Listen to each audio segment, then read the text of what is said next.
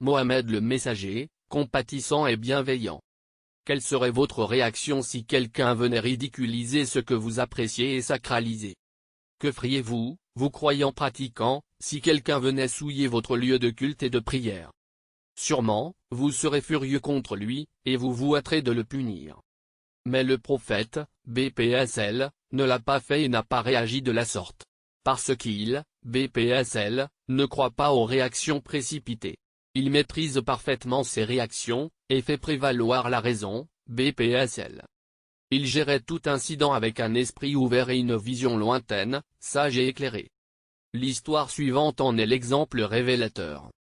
Un campagnard, déconnecté de la nouvelle cité baptisée par le prophète, BPSL, entre à la mosquée, le lieu le plus sacré pour les adeptes, et en plein public et devant les compagnons, se met à pisser. C'était un événement dégoûtant et choquant au point que les adeptes ne se sont pas contrôlés et ont sévèrement réprimé le campagnard. Cependant, bien que l'événement n'ait duré que très peu de temps, ce moment était suffisant au prophète pour analyser la personnalité du campagnard qui vient de pisser dans son lieu de prière et son lieu de gouvernance. Le prophète, BPSL, a pu déduire que le campagnard est originaire d'une région non encore imprégnée par les prescriptions prophétiques de propreté et de bonne conduite. Qu'il est illettré et qu'il a agi en toute innocence, de bonne foi et sans l'intention de nuire à quiconque.